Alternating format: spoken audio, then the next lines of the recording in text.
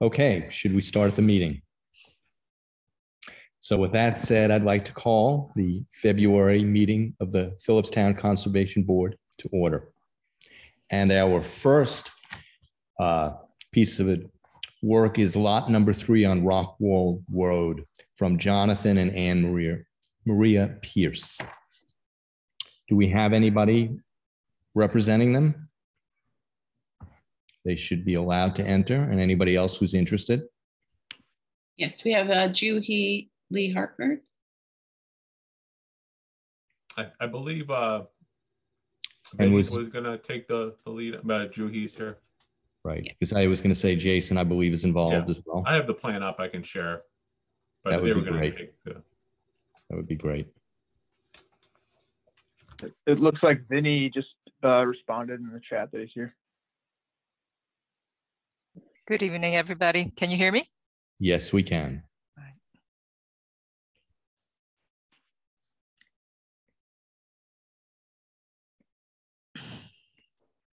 everybody. Hi, Vinny. So Jason, you like permission to share your screen? Vinny, do you want to put up yours? Sure. I'll start. We'll do that. I think we have the same plan.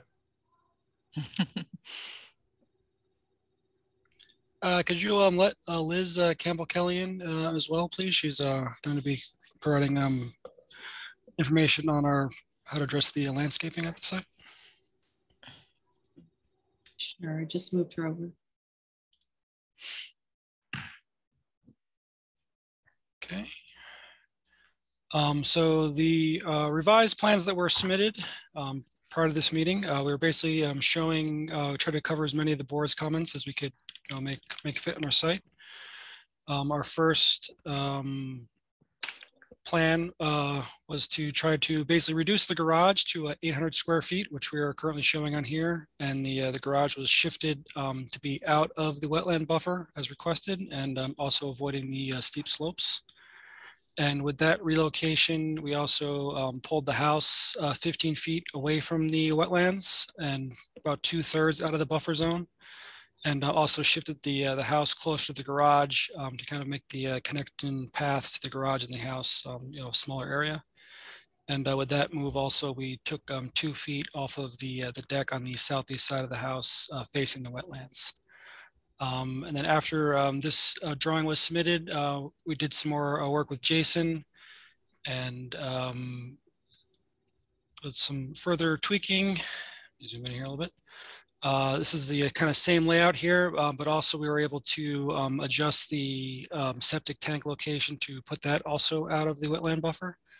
And as this is showing here as well, we have the septic field also located outside the buffer and the steep slopes areas. And then this drawing, you'll also see here the rain garden outflow, capturing the runoff from our roof, and also the daylighted protected outflows from our footing drains. And then a part of our plan, as we discussed previously, we are restoring the culvert across the driveway, and then with a protected riprap outflow from that area. And then similarly at the top of the driveway, we are basically restoring the existing culvert that was kind of here is being buried, and the water is being redirected down the existing kind of outflow from the top of the property down to the existing kind of wetlands area that we're trying to preserve and restore. And as we're showing here, we're moving the driveway further to the east to kind of not affect the existing culvert pipe at the top of the driveway coming off of Rockwald Road. And I think that was the majority of the items we were trying to address from the board's comments last time. Oh, and then also additionally, we reduced the amount of driveway area by tightening up the turnarounds and pull-off spaces by kind of shrinking the area at the top by the house proper. Jason, do you have any other things to add to that? Or is that? I think that's about it. Yeah, we got the septic tank completely out, and the septic field's completely out of the buffer. We got like you said, you got the garage is completely out of the buffer now. I believe it was about 65% of the house is out now. I think I did the quick calc on that. So I believe Liz is going to be putting together a remediation plan for the wetlands. That's right. And want my beagle out. And yeah, so I mean, we're working on. I mean, if my game plan is if everybody's cool with this, generally, if I get a good sense that everybody's on board with this plan, I will submit this. I'll finalize the septic, and I mean, it's pretty much finalized. I made sure everything worked. I'll finalize the septic plan and send it off to the health department for their approval. But I haven't done that yet because I wanted a better sense of everybody's feeling on this plan. So is this a good time? Oh, sorry. I can also present the work that we've done so far on the project if you want to do that. Sure, great. Vinny, oh, here we go. Okay. So I'm Liz Campbell-Kelly, and the principal at Hudson Garden Studio. And we've just come onto the project pretty recently. So this is kind of very early work for us. And I'm also on this working with Tom Lewis from Trillium Invasive Species to develop a plan to work with the invasive species. So I just wanted to present our approach to the project and how we're thinking about it. And basically what we do is, in terms of process, is look at the plant communities, the natural plant communities that are found throughout Philipstown. And so we use this reference point from the DEC to look at what those communities are. And the kind of magenta dot is the project site area. And so although this particular area hasn't been mapped, we can kind of look at what's around it. It's basically fawn stock. And it has, a really rich mosaic of plant communities that are there. So what we're finding as reference communities is chestnut oak forest. And then I'm also thinking probably that Appalachian oak hickory forest is going to be peppered in there as well. Tom and I are going to do a full plant survey in the coming weeks where we'll get more specific information about that. The photo from the lower right is from the site itself. So, the idea is to take the kind of good looking parts of the forest and woods and work with that. Can you do the next slide, please? So basically, when we look at the plant communities, we kind of are looking about like what should be there, and we're going to try and find what that is. And then when we do our work, we use that as a baseline for design. So this is kind of what the chestnut oak community should look like. And this is all from the New York Natural Heritage Site and their work. Can you go to the next slide, please? So this is Appalachian oak hickory. So looking at some of the, we have like some nice shagbark hickories. I think I saw a couple of those on site. So, some really beautiful, beautiful trees in there. Can you do the next, please? And then the other piece of it is the wetland communities that are there. And these, kind of warrant further study from us. And this is like where we are in our work, is just starting to look at what these communities are. So the bottom two photos on the lower left-hand corner are from the site, the kind of wetland area. And then we also have the kind of scoured wood surface there. And so our work will be, this will be the areas that we're going to look at restoring. And so this is, again, very early work because we're just kind of on the project. On the right-hand side, this is a photo in Garrison, Ilex verticillata. So this is something that we're kind of looking at as, maybe this is something that we're going to kind of bring to these wetland community areas. But I think our first step in our process is really to kind of look more and see what's there. Next one, please. And in a similar way that we look at the kind of chestnut oak and those kind of forest communities, we're also look at the wetland communities. So some of these are not things that are necessarily like the button. This didn't used to be a buttonbush wetland, but this is something that we might work towards. So these are going to be like the kinds of ways that we're going to think about the site. And the floodplain forest community is more of like a kind of generalized community. And that's like, when you have wetlands within the woods, like these kinds of things will come up. So these are things that we're going to be looking for. And these are kind of things that we will plan to add to plant communities. So we have, again, the Ilex verticillata, spicebush, things we've all seen around. Next, please. And then this just talks a little bit about our process. So, in the next few weeks, Trillium and I will map the site for woody invasive species. We'll identify priority species for control. We'll put forward some options for control, mechanical and chemical, and we'll create a plan for removal of invasives, and that will be integrated with a planting strategy. So we'll remove and then plant. In the spring, what we're going to see now is going to be woody material. In the spring, we're going to look again and see what herbaceous materials are there. We will modify the plan if needed based on the extent of the herbaceous invasives. And then we're going to integrate the invasive control with construction activities. And that basically just means like protecting what's on site and making sure that construction activities aren't contributing to any problems. And then just a note that invasive control in the wetland will be non-chemical. So it's either like manual removal or propane torches, something like that. We'll have to see based on what we find there. And in terms of restoration priorities, protecting what we have, the existing landscape, establishing realistic tree and site protection and no-go zones, limiting the disturbance of existing site soils, and then a lot of it like trying to limit where the staging area is. In terms of the work for the restoration, we're going to concentrate around the areas of disturbance. So the wetland areas and the buffer, and then areas around that are going to be impacted by construction. And one of the key points of that is just limiting exposed soil. So this is just part of the strategies that we'll use, but if there is exposed soil, seed with a cover crop, cover with erosion control blanket, and kind of monitor it through the construction process. In terms of design, because of the invasive pressure in the area, we have to be quite realistic, and really what that means is getting tough plants that are competitive.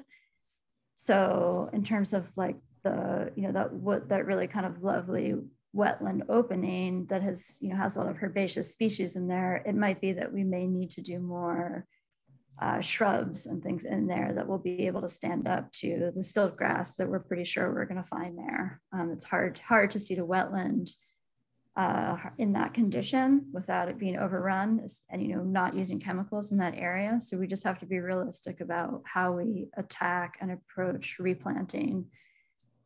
Typically we'll use seed mixes to kind of get like a baseline to see what we can do. We'll use tublings, small plants, so we can get a lot of diversity in there, a lot of plant material. I like using clonal shrubs a lot as kind of like buffers to try and keep things out. So if we have like stiltgrass seed coming in, can we use some, cornice and clonal shrubs to try and make like a thicket to keep it out?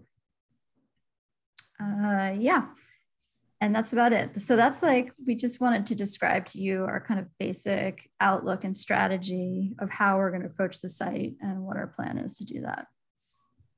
And I guess one of the things we were hoping to review with the board was kind of leading into hopefully getting permission to start tree clearing if possible before the March deadline, was to have Trillium come out on site and flag all the tree of heaven that may be near the work area. And basically the idea there would be to, if possible, avoid disturbing those trees so they can be treated over the summer and then taken down, in the early fall, once they've had a chance to be treated and removed properly.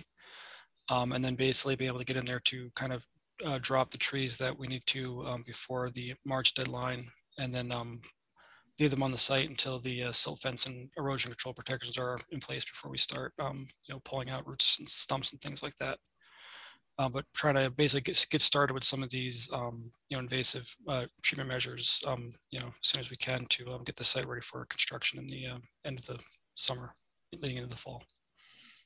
And if I may add, not just the invasive, but just the house construction area is our, I think, primary focus, so that we can at least get the critical path started. And in our earlier discussion with Liz, we were, asking, what is it really realistic in terms of water runoff from upper hills and, what's coming down. We don't want to be battling against nature if we are constantly having to inherit, the washed seeds from the neighboring sites. So maybe Liz, maybe you can explain a little bit more on that. Yeah, I mean, I think what we're part of our analysis is like a two parts. So the first is going out there now and seeing what woody species there are, and then we're going to see what herbaceous species there are. Part of what we feel like we're probably going to find is a lot of stilt grass coming in from uphill. And I think it depends. Our strategy will change based on how much we find. So if it's a manageable amount that we're finding in there and we're finding it's not coming in from uphill, then we would put that on our list of species that we would control. And then that might open the door to planting more things like more herbaceous materials. But if it's just overrun by stilt grass, it's just something that is, it's very persistent, has a really persistent seed bank. And not only that, it's coming in from uphill from the site. So there's no way to really stop it. So you're then put in a situation where if you decide to try and eradicate it from your site, you really can't stop. And it's, I think at that point, for me, it becomes a point where it's a decision you make with the client, but in that case, you say, okay, well, let's take another path here.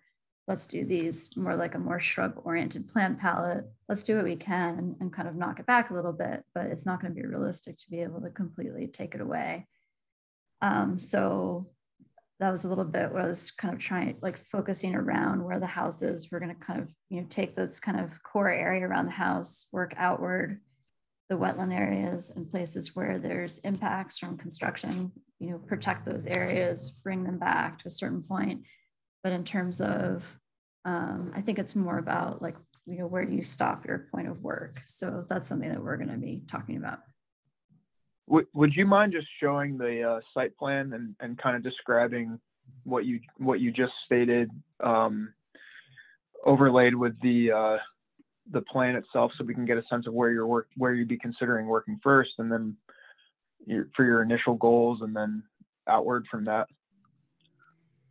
Yeah, I don't think that I don't have control of the cursor, but basically, you'd be working around where the house site is, and then around where the culvert is letting out, and then in the wetland area, that's like where that depression is in that section. Yeah, so that would be, yeah. And then Vinny, can you mark where that scouring was, like when we had all that water coming in from uphill on the site? It's this area here. And then everything kind of coming from uphill, like from the road, basically coming up. So that's where we would have these like offsite impacts, like coming in from the roadway and then down toward the driveway. So I would say we would be working. I think we should try and restore that stream bed because it's just really stripped bare at this point. So I would try and go in there, and maybe that's like sedges and things like that, just to like slow down the flow of water. I think some of the culvert work will improve that situation, because I think we're going to be like splitting the stream and kind of making it more diverse and have more area for infiltration. But we'll be doing work to try and like slow down the flow of water along as it's coming down. So this is the area that we're working in, but it's also the area where we're still going to have like the stilt grass is going to be coming through in this area. So I think like I would say if we could do some kind of like lines of kind of clonal shrubs that are kind of going to hold up some of that seed mass, that would be great.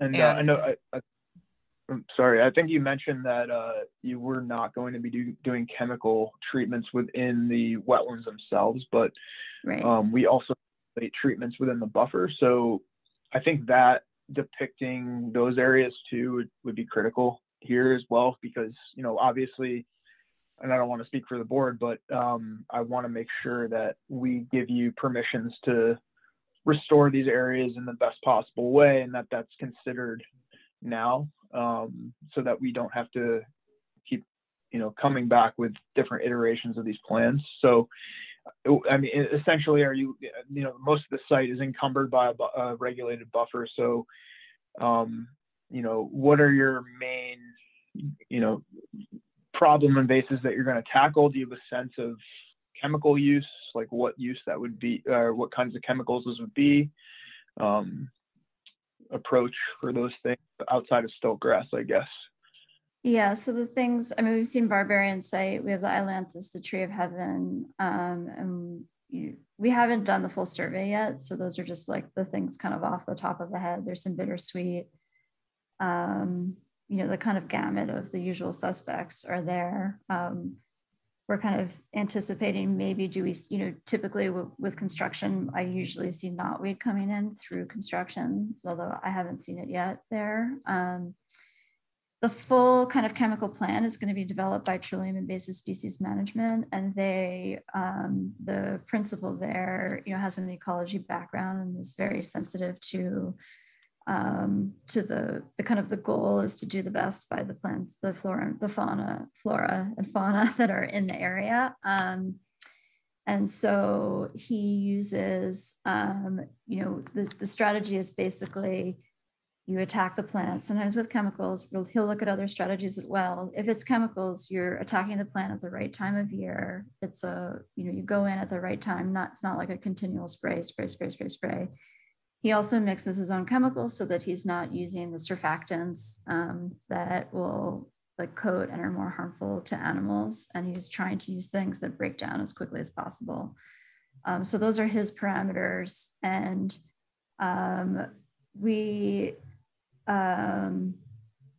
you know, we're just at the beginning phase of our work. So we haven't laid out the full plan of exactly what chemicals will be used, but he is engaged to do this work, and he will have the full plan of what we're going to do once we are able to, like, you know, fully survey the site and see where everything is and kind of look at,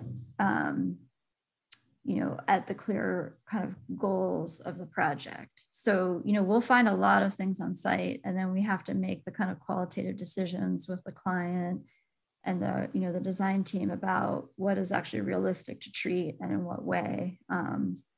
So that's the process of how it works. So I don't have a definitive answer for you right now of exactly what things we're going to treat and using exactly what methods. But that's the work that we're engaged to do.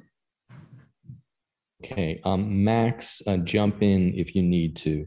My question first for Jason is what you're looking for tonight on your part is, are we comfortable with what you've done with the septic system? Right, and basically also the engineering, because I assume nobody is looking for a wetland permit tonight.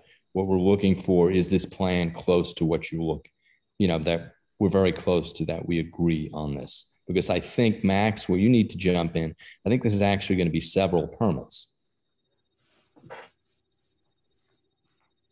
Yeah, I guess that's kind of, yeah, I mean, it doesn't have to be. I guess it depending on how the board votes or how the board feels, but adding the component, and I think it's a good thing to add, but adding the component of the chemical treatments to restore the property in the way that you're describing will also be regulated. So that adds kind of a factor we haven't quite deliberated yet.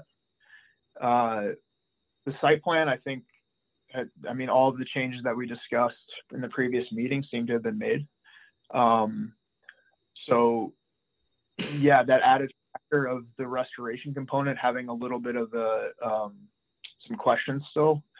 You know, I could potentially see, depending on how the board feels and the kind of relationship we've had with Trillium in the past and other projects we've permitted there, we could potentially vote on a conditional permit if they provide us with a management plan laid out, or we could have them present again at a subsequent meeting once all of those details are fleshed out.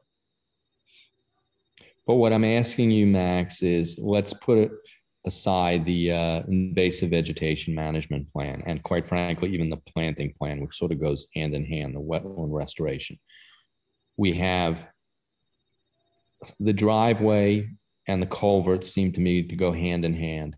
We have the septic field and we have the house / the garage. So that to me is 3 different prongs. Are you comfortable permitting that all as one permit if the board agrees to it, or should they be separated? I think it as one would make sense Okay. at this point. I would think the habitat restoration, particularly the use of herbicides or other invasive controls, personally, I think that should be a separate permit, and I think it just makes it easier because it's really hard to gauge right now, other than certain woody plants, what's there. Right? Can I also ask, because we've got several, I'm sorry, Max, did you want to answer, Andy? Go ahead. No. I would say yes. I also don't want something good to hold up the rest of the work potentially either. Right. So I would say, yeah, we can split it into 2, or, you know, if I think it really depends also on the applicant's timeline here. So I think we should weigh that out. That leads right into what I was going to ask Max, is the timeline for construction and all of these kind of somewhat disparate, but obviously connected projects. So if we could get a sense of when this is all going to be accomplished. I know you have, you know, the tree cutting window that you'd like to work within, but there are other considerations. And obviously Liz needs to look at what's out there in the spring, what crops up. So everything's kind of got a different timeline. And I'm wondering, maybe Julie, you could give us a sense of what that looks like. And that might, you know, that might color our view on whether it's one permit or more. For our client, you know, who are right now renting a place until the house is completed, I would very much like to get the house construction as soon as permissible. And if we are tied to March 31st deadline for tree cutting, we would definitely like to ask the board to consider us marking where that critical path construction locations are with our builder, and take a look at what trees are in that area and see if we can have them cut down, you know, before March 31st. Our desired, you know, construction schedule is summertime. You know, it would be ideal for our clients, you know, for us to start, you know, at the beginning of summer. And so prepping the site, at least for those critical path that we define with our builder, would be great. And we would be happy to mark the areas that would be critical for our builder. Yeah, I mean, if we could just cut the trees, as long as the board feels that they're comfortable with how everything is, how the house and garage and driveway is sited, if we could get permission to just cut the trees, even if you want to, you know, even if you want to revisit and after we cut the trees, and I mean, we don't need to stump or clear or grub right now, but you know, it would be a shame to miss out on a whole year if this is, you know, just for the window for the bath. So I mean, ideally we could clear the house site so that the foundation could go in the summer, and at least cut the trees now, and then you can do whatever follow-ups and, you know, that need to be done, and we can do this, and we can do this whole review process, and Liz can put together and Trillium can put together the invasives removal, you know, after this, after April 1st. I mean, that would be ideal, but you know, obviously the tree cutting deadline is, you know, we're going to lose a whole we don't want to lose a whole year, because that's, Yeah. I mean, that's not going to do the board any good either, because this whole project is just going to be delayed, and we're going to be, it's just going to go on and on. So, I mean, so Jason, am I correct? Does the driveway, the culvert work have to happen? Any additional work on the culvert, all that driveway work have to happen before construction? I think the road that's there is suitable for construction, as a construction. Okay. So we don't, I mean, I don't even think that we need to, I mean, I think that we should do something. I think we can, for the construction of the footing and foundation and that work, I think we can use the existing culvert while that's being done, and then everything can be finalized afterwards, and then we can replace the culvert after we get the actual permit. But I think we can get to the house site. You know, construction equipment can get to the house site, I believe, with just a little bit of work at the entrance, and then we can clear the house site using the road that's there. I mean, they might need to put down a little bit of material, you know, because right now it's grass, but I mean, I'm interested to hear how my colleagues feel about that. Does that sound reasonable, or? Took the words out of my mouth. So how does everybody else feel? Yeah, seems reasonable to me. Yeah, Rob, I think it sounds reasonable.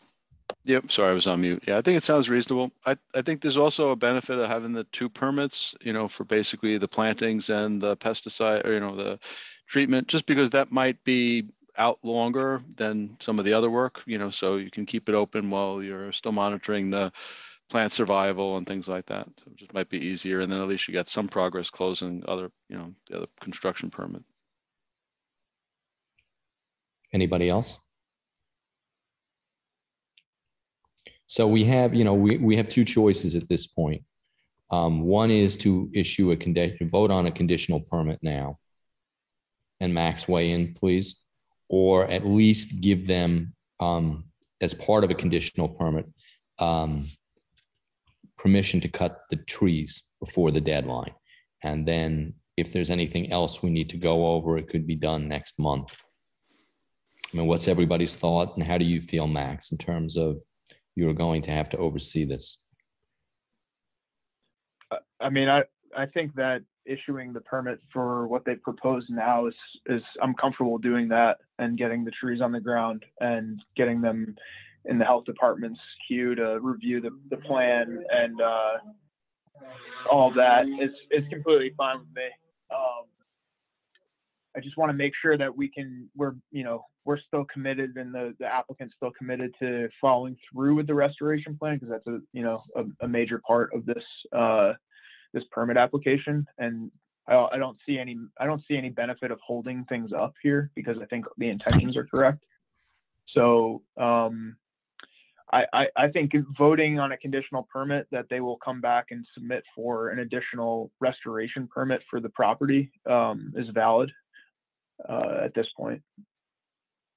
Thank you.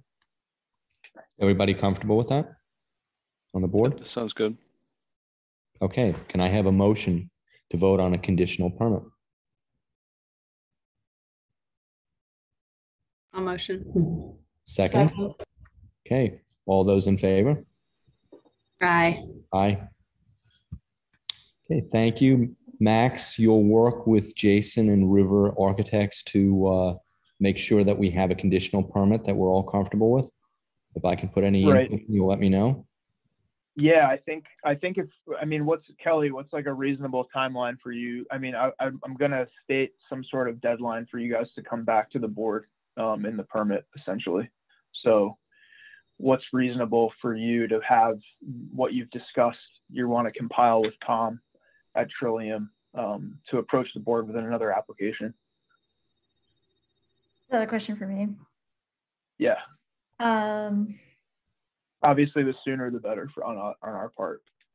I guess my question is, we were planning to, visit the site in the next couple of weeks and kind of put together the initial plan, but then we would do the follow-up visit in like, April or May. So are you okay with the conditional plan? And then like, do we come back again in May or June to revise if needed or talk about revisions? I think you're going to. Or do we just? Sorry. I think you're going to have to, because other than woody plants, until you hit sometime in May or early June, you're not going to know everything that's there.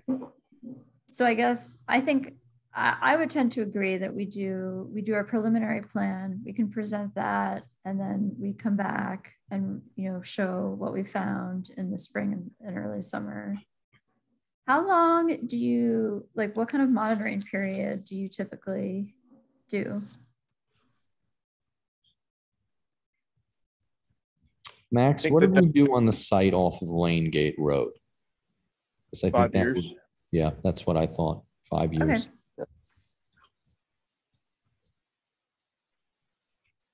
Okay. So would you feel comfortable coming back at the April meeting to just present what you found and at least get the process started? Yeah, that's no problem. April's no problem. Is that enough time for herbaceous material plants too? So no, we would go back again after. April will be the first incarnation, and then we would do it again after. So probably maybe that would be like, I don't know, June or July, I guess. So we'll be back. April, sorry. Unless I would want to talk more with Juhi. Like, I don't think that it would really impact any kind of construction. Correct. I think if we can come back schedule for June, I don't think it would impact a critical path.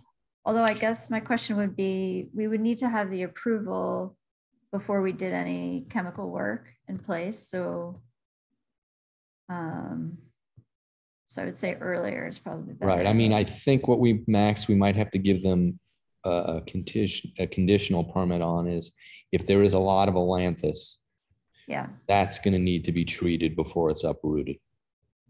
Right. Right. Okay. Yeah.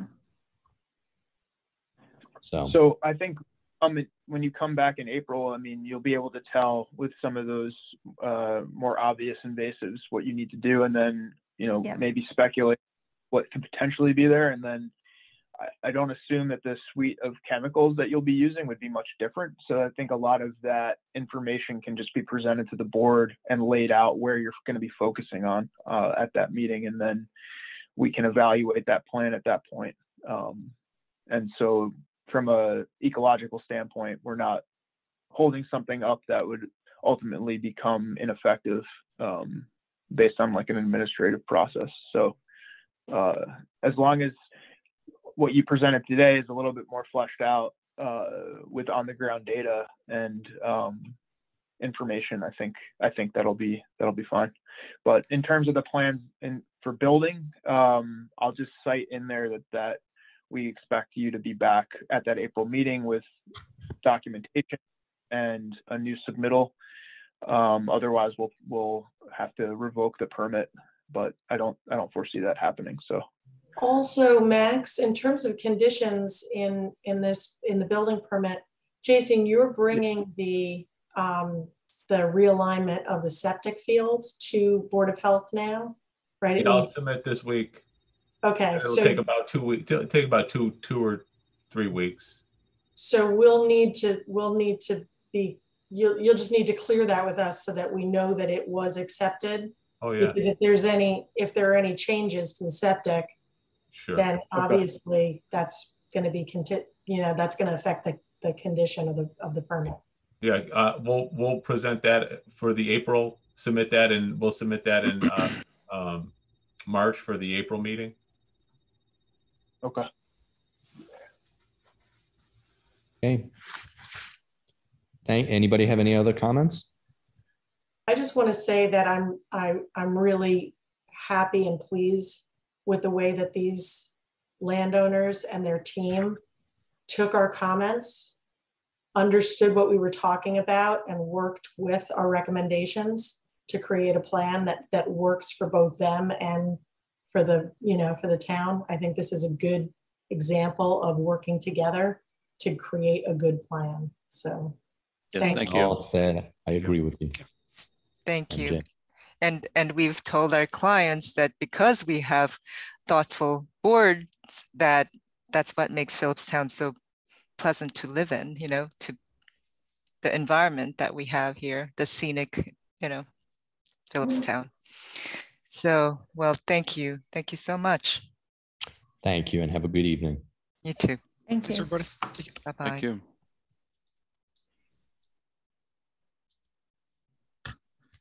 Okay, so Surprise Lake Camp.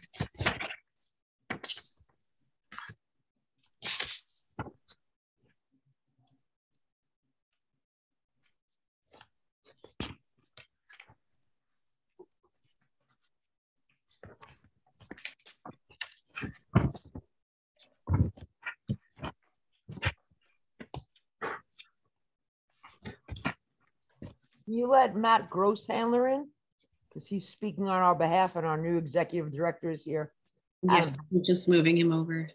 Beautiful. Thank you, Cheryl. You're always helpful. Good evening, everyone. Good evening. And welcome. Thank you. Thank you for having us.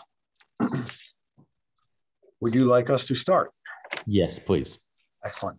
So my name is Matt Grosshandler. I'm one of the board members for Surprise Lake Camp. I've been at the last couple of meetings. I am here this evening to introduce Taylor Strum.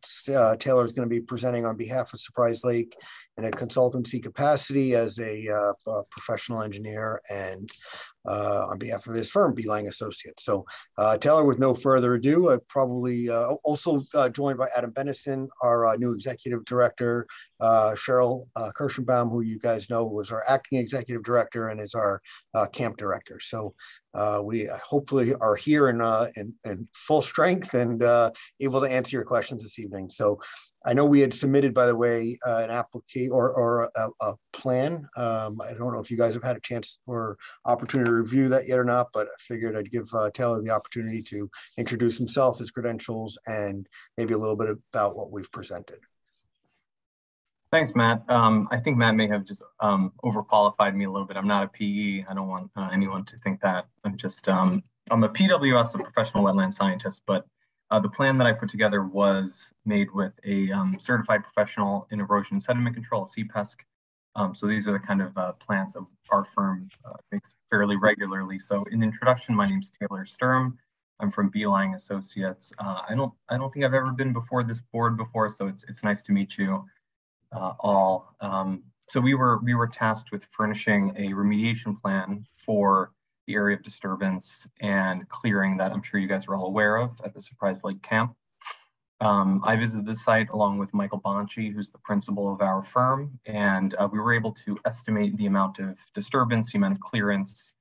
We were able to figure out sort of the square footage as well as the cubic yards of sidecast material. So we were able to go and analyze the vegetation nearby. There was about 6 inches of snow, but we were still able to dig out and see some of the evergreen herbaceous plants, some of the sedges there, some of the shrubs and the trees and all of those things that are nearby, not in the disturbed area, but adjacent to it. And so what we did is we put together a remediation plan, which basically the goal of it was to restore the natural grade, go back to how things were. It's about a 5-to-1 slope, 1 foot over 5 feet, and then seed it with native slope seeds covered with an erosion mat. The toe of that slope will be held in place by an erosion and sediment control fence and some hay bales. And the plan there is that will reestablish the grade and create a native herbaceous layer which will hold that slope in place. Then what we developed with Cheryl and Adam and Matt is a 5-year planting effort by the camp, which will be a joint effort between the camp staff and the students, which will be in an environmental education capacity wherein every year they plant 6 oak trees. Red oak is the dominant tree there. And then they plant some herbaceous plugs, they plant some tiny shrubs, and this is monitored. And eventually the goal is you get the education for the students, you get this area to be restored in an ecological capacity. And that's really the goal of our plan. Sort of on the technical side, we want to avoid the rattlesnake season as best we can. You know, there are rattlesnakes there. They emerge in late April. So we're going to, ideally, if we can get this process going, obviously interested in hearing what the board has to say, but if we can get this before late April, at the very least, we can get the dirt work, move some of the side cast boulders back to where they were, do all that. And then if there's hand planting of shrubs and things like that, that won't have any damage to the rattlesnakes. So that can progress throughout this summer and then the following 4 summers if it's a 5-year plan as we're hoping. And like I said, it'll be monitored. We'll have biologists to monitor the plants. Again, either a licensed inspector of erosion and sediment control or a CPESC, a CPESC will inspect the erosion control and the slope. So that's basically the gist of our plan. And the idea is that we'll be able to bring this back to the natural grade and a native ecosystem. May also be worth noting quickly, and I apologize if any of this is redundant, but after Taylor had visited the site, we actually did have an opportunity to visit the site again with one of the local contractors who's done some work up at camp, Nicholas Akatis Construction. And the main purpose of doing that was we want to make sure that whatever we proposed wouldn't cause more harm in accessing the location with equipment or other means that would actually cause more damage than good. And so we wanted to make sure that we had a contractor look at it from that perspective in a way that would be more meaningful to the restoration as well. Max, you want to weigh in? I think, Andy and I spoke about this briefly today. And the one thing that stood out to us is just overall in terms of protecting the area that you're going to revegetate from overbrowse by deer. That seemed to kind of be a weak point in the proposal in terms of, spraying it with some sort of deer repellent. So I think we were both hoping to hear a little bit more about potentially improving that section of the plan and kind of how you came to the conclusions. And I think you went into this a little bit in regards to delineating the area of restoration, but just how you came to the conclusion with the overall square footage of the restoration component of the project. So just to answer that, the square footage was measured linearly using one of those wheels, and we were able to find it that it was on average about 10 feet wide. So there were some sections that were, a little bit more, they were almost 12 feet. There were some that were almost 8 feet, but in measuring it, because it was a connector road between an old logging road and an existing road that were these kind of trails in the back, I guess, of the camp. And so the idea was to connect those, from what I understand. Obviously, this was some time ago now. So it is linear, and so it was relatively easy to measure just from measuring it in that regard. But to answer your question about the deer, we kind of came on this pretty soon before we had made this proposal to you. So hopefully we can have some discussion about that. If you're interested in having a deer fence, that's something that we can certainly consider. We were just trying to minimize disturbance and any sort of man-made structures out there that, we were going to contain the small 5-gallon oaks that we plant in a screen to protect from deer. But if you think a deer fence would work, that we'd be open to that, I think. The road hasn't, other than when they had a bunch of fella in there, the road has not been used in years, and I assume there's little use for the road. Am I correct? So I'm taking that. I think so. Maybe Matt or someone else could speak to that. Yeah, I'm not. We don't use the roads currently. I'm not aware of it being used as any kind of a fire access road or anything like that. But the camp doesn't currently use those roads for any purpose. So since it's not, what Max and I were talking about this afternoon, since it's not a very large area, one of our thoughts was that one of the best ways to restore this is, I don't think either one of us is against the different plantings you want to do, But in terms of restoring the forest, because I've done a little bit of this on my own property, it really requires deer fencing. And with the basically the Appalachian oak hickory complex, it will, as long as you keep deer out, trees will begin growing on their own. And I think that would probably be very helpful and a lot easier than continually spraying a deer repellent. You know, and deer fencing, you know, you can use the higher grade plastic fencing. You will probably need to put some posts in, but since it's only temporary, I'm going to guess 5 to 7 years, a lot of it can be attached to trees as well. You agree, Max? Yeah, I think that would be suitable for the site, especially due to the conditions of where you'd be working. The plastic fencing with the, you know, plastic lines and, you know, hog rings and all that, I think would be totally acceptable. Max and Andy, could I ask you guys both a question?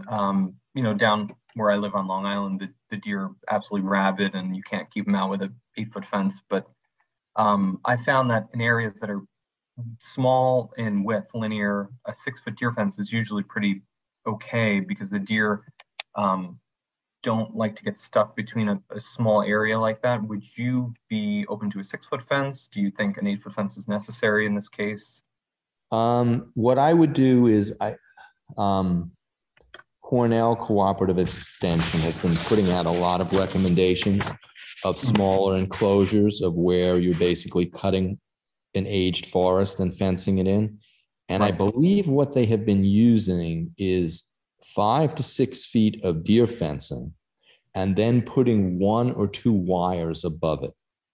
And in small areas, meaning under an acre, it seems to work very well because I've seen some of the test forests and I was quite impressed what's been growing in there, you know, 3-4 years on. Okay, that's good to know. I think the access to the cooperative extension is called Forest Connect. If you can't find it, contact Max, and between Max and I, we'll get you that information. I mean, you don't need, we're not talking about a permanent fencing. We're not talking about something that's amazingly invasive or necessarily ugly. And I think if you want to have an educational component, you can do that. And I think that just requires putting a gate somewhere so that the campers can get in and out. Mm-hmm. Because a lot of times that these small cuts are done, they're just seal, you know, they'll seal a 1/4 acre or an acre and leave it for 3-5 years until all of a sudden all the trees are above the browse line. The other conversation Max and I had was in terms, often we want, you know, basically whether, you know, whether it comes from an engineer or a landscape designer or a surveyor is, you know, the condition as is now and what you're planning to do. But at the same time, the two of us discussed it, you know, we sort of said, you know, maybe that's asking a lot in this case. And I'd like our other board members to weigh in.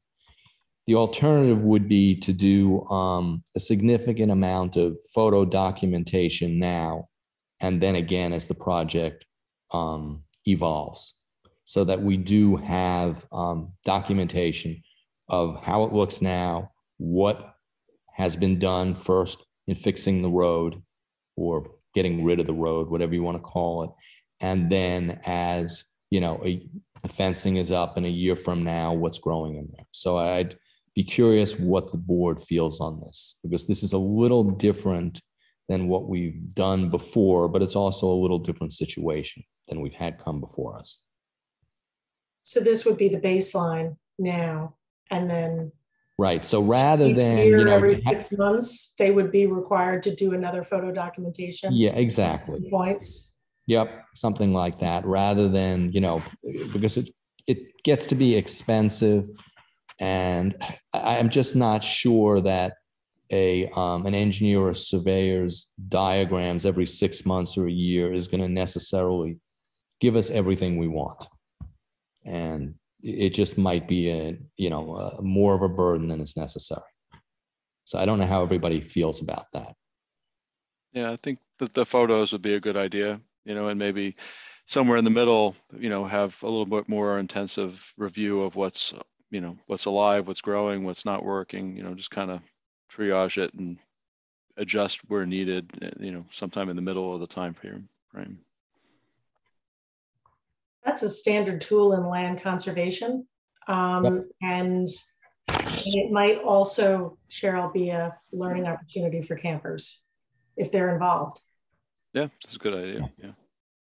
What we could do is, even to that point, increasing the width of the deer fenced area would serve just as an overall, you know, learning tool for the campers as well, creating an exclosure that's a little bit wider and easier to maneuver in beyond just the roadbed there. You know, obviously accomplishing your restoration goals to bring that area back to what it was before the cut was made through there to create the road. But, you know, if you have opportunities to plant beyond there, protect a larger tract of forests, you know, maybe not significantly larger, but you'd still be able to bring people out there to look at response in comparison to what's beyond that fence. So, you know, when you're looking at shape and you know, the dimensions of what you'd be putting out there to protect your planted area, I think that would even going a little bit beyond that would be a good learning tool, and then also a good conservation practice. Good idea. Taylor, I have one other thing, and I'm only bringing it up because you brought it up, but you mentioned rattlesnake habitat. And if this in fact is rattlesnake habitat and it's identified as rattlesnake habitat, you may have an additional layer. And I'll bow to Max's knowledge on this, but DEC may need to weigh in, and you may need a snake wrangler while you're doing any work in that area, or, you know, some snake handler. I don't know what they're called, Max, but anyway, you may have an additional layer of regulation if that's in fact. Fortunately or unfortunately, we've learned over the years some of the protocol around working and just in general doing maintenance in the camp with the rattlesnake. My understanding is that, and I don't have the exact dates in front of me, I apologize, but the work has to stop by, I think, mid-April and can't resume again until the fall or late September. And as long as we're not working in that window, no additional reporting or permitting is required. If we are, however, going to work within that timeline, that's when the additional submissions are required. So as a matter of practice, we've made it so that we don't work in the rattlesnake timelines. And mind you, work does not mean kids doing any hand planting or anything like that. Work is machinery and bigger things. We deal with rattlesnakes, unfortunately, more often than I care to admit at camp, but it doesn't preclude the kids from going up there during that time in the educational way with the Lorax. And just so all you guys know, I've already spoken to our nature director, who is sad about what happened, but very excited that this is a learning opportunity for our campers. I also I think Andy had pointed out too, with regard to the photo documentation, I like the idea of putting together some sort of a storyboard or something that we could use at our nature shack that'll show the before and then maybe even timelined over there's several years, so you can actually see the growth and improvement, and then be able to use that to teach a lesson, not even today, but 10 years from now, looking back saying, hey, look what happened once upon a time, and this is how long it took for it to regenerate. So, you know, as you grow and become an adult and do things on your own, this is why it's so mindful to be at one with the earth. Need a screenshot of the meeting here so you can start off the whole thing with our picture. It could be arranged. I think get somebody the Lorax mustache, because that's going to be sort of the theme. Anybody who wants to volunteer is welcome. Do I have any other comments from board members? I mean, you know, I'm just going to put my climate smart hat on for a second, because, you know, coming at it from a climate perspective, you know, it pains me whenever I hear like tree clearing. I'm like, tree clearing. So it's like, you know, I understand we're building a site, we're doing that. It's like, what can we do to like set things back to like, you know, a neutral status, like after we've done all of the building of a house or building of what, how can we make it right? And, you know, so I think a lot about like trees and how we can like sequester carbon and sink the carbon and also make the microbes and everybody happy. So it's just, I think it's a really good lesson for the kids to be learning in camp, because, you know, the carbon cycle is it's crucial and it's completely out of balance right now. And we really need to bring it back the other way. That's all I'm going to say. Well, to assuage maybe some of Crystal's concerns, I just would say that when we walked the site, there were surprisingly few trees that were actually cleared to make this road.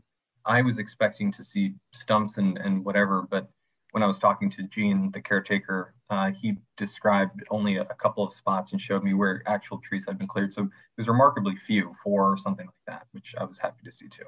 But, you know, in this plan, we were planning to plant something like 30 red oaks. So whether we scale that back and allow the forest to revegetate naturally, like Andy was mentioning, or whatever we do, I'm sure there'll be more trees than there were now, so, or before. I just wanted to mention, of course, you'll need to sort of incorporate a monitoring of the deer exclosures in whatever plan you come up with, because especially over the course of the years in the winter and things like that, there's going to be accidents or blowdowns and things like that. And as long as I'm mentioning it, the Rhinestrom Hill Audubon Center up in Columbia County, New York, has a wonderful sustainable forest demonstration site where they have, I think, about 7.5 acres of deer exclosures in various ages. And it's really quite remarkable. If you want to see a nice demonstration, I can certainly arrange it for anybody. Scott, where was that? That's the Rhinestrom Hill Audubon Sanctuary up in Hillsdale, New York. Great. Yeah, it's really, and we do demonstration tours for landowners. So if anybody's interested, you could reach out to me. Thank you. Sure. Are we, is the board comfortable, and that includes you, Max, on voting on a permit for this? I'm going to take that as a yes. So can I have a motion to issue a permit? So moved. Second, please. I'll second. Didn't get it, Scott.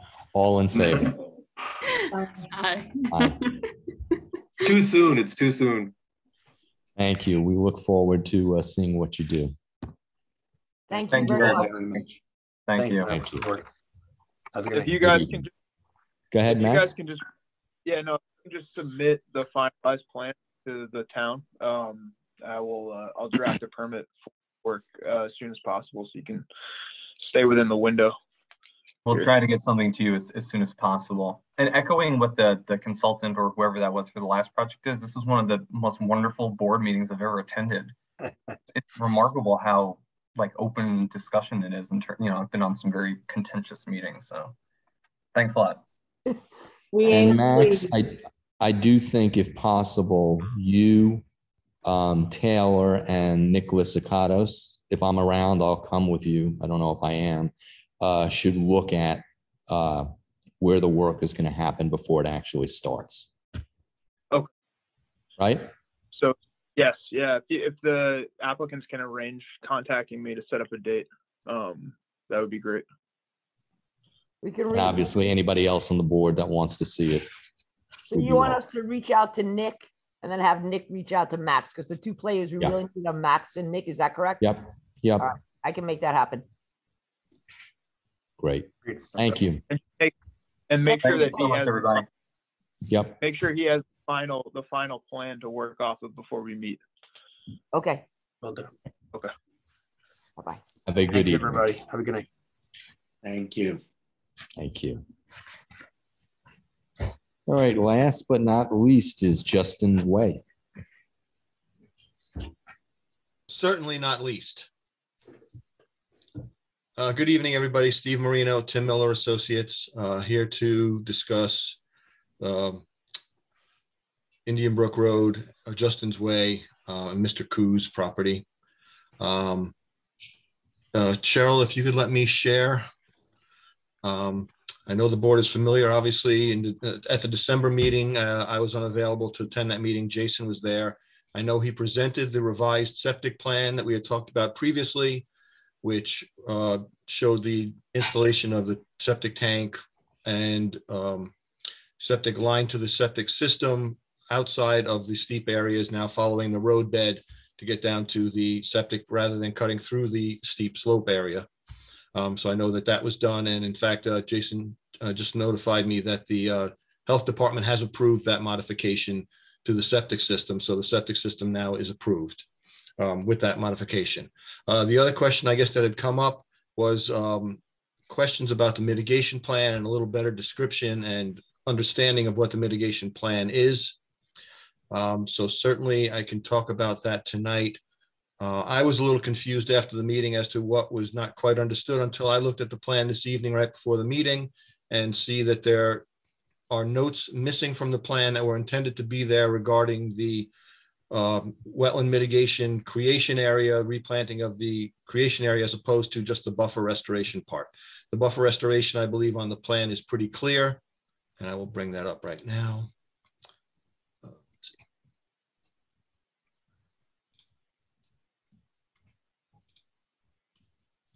Okay, so this is the restoration plan, the mitigation plan. I'm going to zoom in a little bit. So here's the plan. As you can see, the area in light blue is the buffer encroachment for the proposed new driveway over the existing traveled way. The yellow is the proposed wetland disturbance, which is just under 1,200 square feet. At the south end of the wetland, which is actually the top of the wetland, it drains to the north. The area in pink is what we propose to be the buffer, the wetland and buffer restoration area. That's an area that's currently invasive species, has an invasive species issue, primarily Phragmites, barberry, and a little bit of stiltgrass. Stiltgrass hasn't really gotten a hold in there, but the Phragmites certainly have. And there are some barberry in there as well. So we do have a proposal to remove those plants and to restore that area. It's the area in light purple, I think, that you can see it says C Note B, but my apologies to Mr. Koos, Note B didn't make it onto this final plan. There is a description of it in the narrative that we had submitted to the board back in December, or November maybe even, but I can see why there's still some confusion about what we're proposing for that wetland expansion area. So I'd really like to talk about that tonight. What we're proposing, we have, like I say, 1,100, almost 1,200 square feet of wetland disturbance. So what we're proposing is to expand the wetland by 2,400 square feet, so a 2-to-1 ratio. Again, it's a small area, 1,200 to 2,400 square feet, but I believe mitigation is appropriate and doable on this site, considering the nature of the hydrology in the wetland area and how that wetland has developed. As you can see, it's all developed on a slope.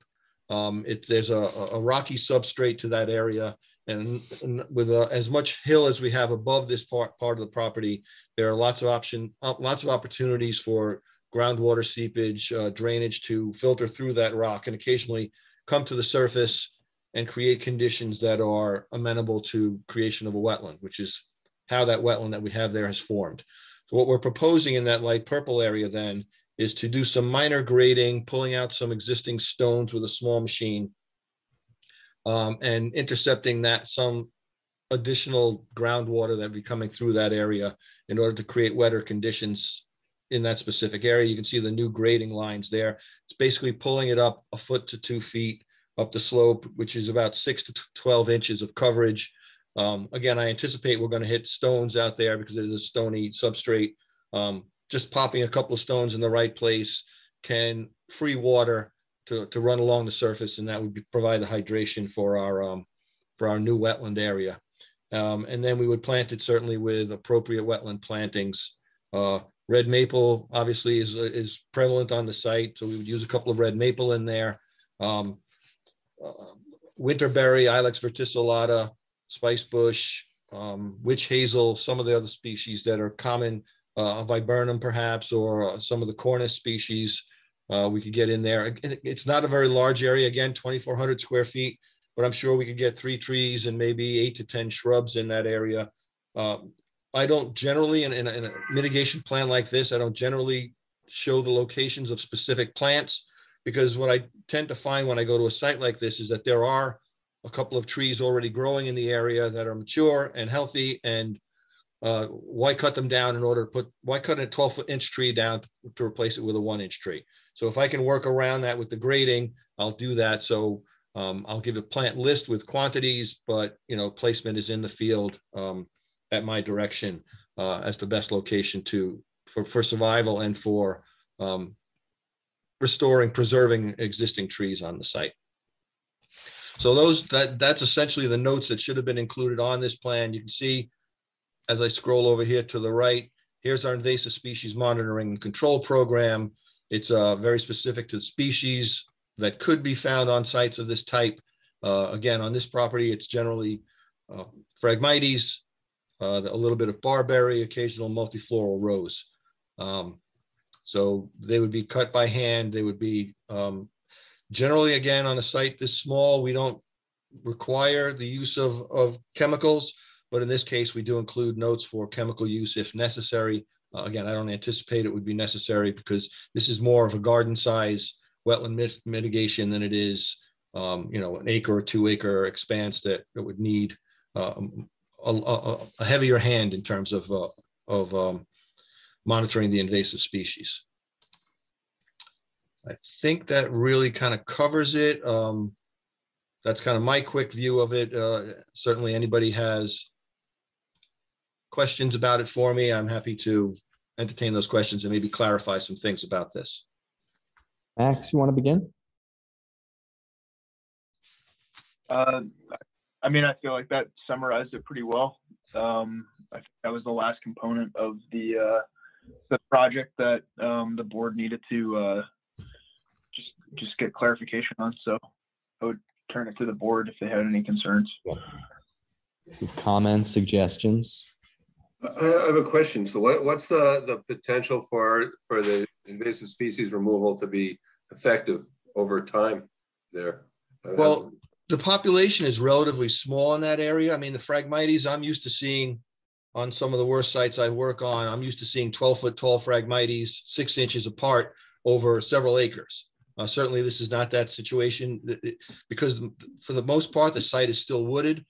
There is an opening there, obviously, because the existing driveway runs up the hill through that location. It's right at the edge of the existing traveled way that the Phragmites are. The further you get into the wetland and into the woods, it thins out relatively quickly. There's only probably 15 feet off that existing driveway where the frags can survive with the limited sun that they get.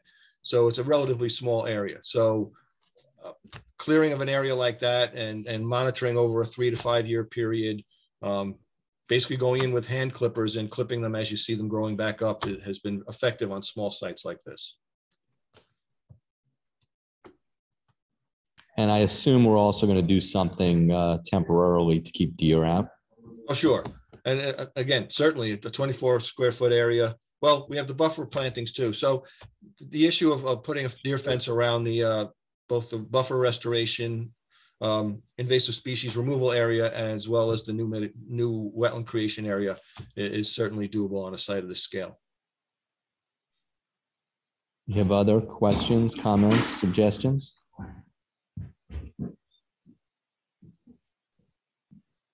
Max, are you comfortable putting together a conditional permit for this at this point? Yeah, I would be if the board was comfortable. I mean, we're just doing this section of the driveway. I mean, what's sort of strange about this, we mentioned the last time we went through this, is we looked at bigger plans where the house is going to be, where the septic is going to be. I'm sure the septic is not going to move, but the house we don't really know because it's not being done for an owner. It's being done for whoever is trying to sell this property rather than the eventual homeowner. I myself really are not uncomfortable asking somebody to make a motion for this specific permit. Max, you'll have to see, I'm saying conditional because I think there are a few little odds and ends that are still missing that I think you could fill in and we could get this moving. Will there appreciate that. But I'm wondering, I mean, in terms of the conditions, are there thoughts about how long this should be monitored? I mean, if you're creating a new segment of wetland, that's a dicey business trying to change hydrology. So I absolutely agree. If this fails, then the mitigation is for naught, right? Right. I am absolutely agreed. I mean, I thought that Max would have come up with that, will come up with it. I think like everything else we've been doing, it's got to be at least 5 years. I think 5 years. And I think, Andy, I think that's a point well taken. Certainly with the invasive species removal plan, we're looking at monitoring for that. So the same time, using the same timeline for the mitigation area. I've done a number of acres of wetland mitigation over my time. I have a pretty good sense of what works and what doesn't work. I think groundwater interception on this particular site will work because of the nature of the hydrology and the geology on the parcel. But certainly, since we're going to be monitoring for the invasive species removal anyway, including the mitigation area as part of that monitoring is absolutely fine. Great. I think that's important. Yeah, I agree. Since this is a property that we're going to, be sold and, kind of maybe change hands and maybe a different owner doesn't have the same concerns, is there some way that we can write that as a requirement with the property, like that that this has to be maintained? And because I just feel like a new owner comes in and has a completely different opinion and wants to put a pool in the corner, like I'm just worried about they'll be back. Yeah, I do think that that the permit itself will go into the records as part of the records for this particular property. When someone comes in to get a building permit, certainly town hall is going to notice that there was a wetland permit had been issued. It'll be up to the building inspector at that time to confirm with Max that the new plan is consistent with the plan that was approved by the conservation board. At that time, if the footprint of the building is different, it wouldn't be unusual for them to have to come back to the board to see for a modification if it's significantly different. We did move the house location, which is a significant size house. It wasn't a 24 by 36 ranch just thrown on there. It's a significant size house. We did move it at the board's request outside of the areas of steep slope entirely. If someone was to come back in now with a new plan that did encroach in the steep slopes, I don't think would be unusual for them to have to come back to the conservation board to discuss that. But it will be on record as having an approved plan that shows the septic line running along the driveway rather than through the steep slope area, shows a house location outside of the steep slopes. So there is that little bit of should be some comfort there, and that the fact it will be in the building department's records that there is a permit issued for this property. Yeah, but it should also be listed on the plans themselves, right? So when the person buying the property is looking at the property, via the plans, that it should be very transparent that there's open permits here, mitigation, see this page over here. Yep. Yeah, so the permit should certainly list all that information that needs to be considered. Yeah, Bob, I think they've done pretty much everything we asked for. The key is the town needs to enforce this when it changes owners, which it will. Crystal, you were going to say something?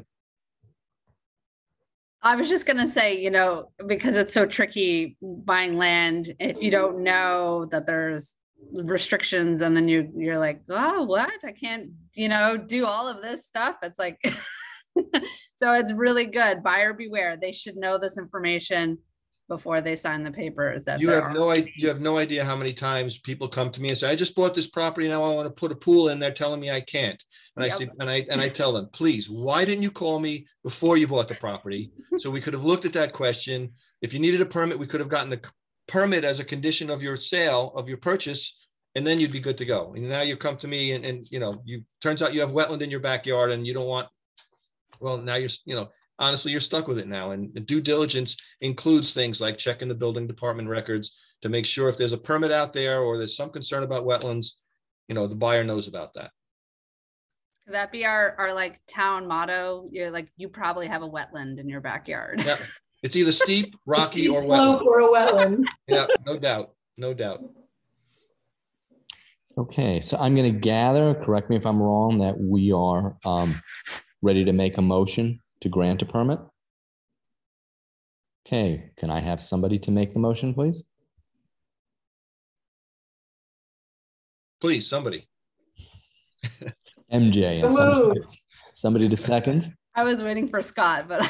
Okay. All those in favor? Aye. Okay. Thank you very much. All right, so I'll be in touch with Max then, or Max will be in touch with me. Yes, he will. Thank Very you very good. much. Have a good evening. Thank you, everyone.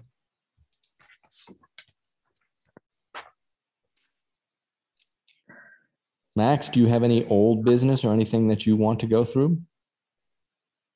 No, I think we're okay for this meeting. I'll just make a quick aside. We sent out a memo to the planning board in regard to the Hudson Highland Reserve. I'd say less than a couple hours later, Neil Zuckerman, the chair of the planning board, contacted me, said that he was sensitive to our issues, that Ulysses, who's the architect, the applicant, is coming back again with new plans yet. So there is some other change, though Neil felt it might be incremental. But he said to me that, you know, most of the members of the planning board are not happy with what they've seen so far. So hopefully there will be gradual change that gets it where everybody wants it to be. And I thought that was very good news. And Andy, I'll just quickly, I'll add to that at the last board meeting with in my conservation board committee report, I spent most of my time reading the headlines of the conservation board letter to the planning board to the rest of the board members and Supervisor Van Tassel. So I just wanted to make people aware of what the conservation board's position was via the reserve project. So that was on record. Thank you, Jason. Thank you. Thank you. Has everybody read the November minutes? Yeah, I had a couple of things I would like to change wording wise. And then in particular, there was a direct comment that Mark had made about the cost of remediation for one of the applicants, which I think we shouldn't really be putting in minutes. I don't think it's, you know, a fair disclosure for what an applicant put, you know, into their property, you know, as a comparison. I mean, this is fair enough to say that there was an extensive mitigation and we could strike the cost, but there was some other wording things I wanted to fix. Yeah, I found there were a couple other, I didn't have a problem with that, but there were a couple other things. What I'd like to make a suggestion that rather than approve these, Cheryl, if you could send out a Word document to everybody, and if just let's do it and track changes. Yeah. I know I have a couple little things, a typo and a question or two, and you have something. I don't know if anybody else has anything. It was just wording stuff, the way that some of the wording was written, you know, that just, you know, obviously it's hard to transcribe these things, but I did feel that the disclosure of one applicant's cost of a mitigation wasn't really necessary. Okay. So if you could get that out, Cheryl. Bob, why don't you do a stab at it and then send it to me? Sure. Mm-hmm. And then I'll make I just saw there's a typo. I mean, the minutes are all very, very good. There's a typo. There's a couple abbreviations. I didn't know what it was. And then they're talking about a seed mix. Max, I think you would know this. It said Ernst Seeds, but I think it's Ernst is the brand. Yeah, it's ERN. Yeah, that's what I thought. It's just a few little minor things. We should just clean that up. Okay. Anybody have anything else? I just have one thing. We're rescheduling the visit to Garrison Golf Club to see the model this Friday at 9:30 for anyone who can make it. Just wanted to point that out. I'll be there. Thank you, Cheryl, for rescheduling. Great. Thank you. I just wanted to mention we receive and find out from my colleagues on the board if there's any action we're supposed to take. We've been CC'd on a number of letters to the planning board from Hudson to the Hudson River Lane application. Is there any action? Right now, no, because we sent it back to the planning board, not the correspondence that are they planning to allow this house to be built? And if they are, you know, we made our minor comments, and if they are, then, you know, we'll begin the permitting process. And I had told Cheryl, and the correspondence came in, that if anybody wanted to attend the meeting that sent this letter in, that we would say we're in receipt of such. But at this point, the Conservation Board is waiting on the Planning Board. There's nothing we can do. Yeah. Okay. I didn't know whether we had any. Yeah, no, action that's fair. to take. Yeah. I should have mentioned that. That's fair. Okay. Then I would like a motion to close the meeting, please. Adjourn the meeting. So moved. Okay, there we go. And do we have a second? I second. Okay. All in favor? Aye. Thank you. All right. Good night. Good Have a night. good month. Bye now. Right.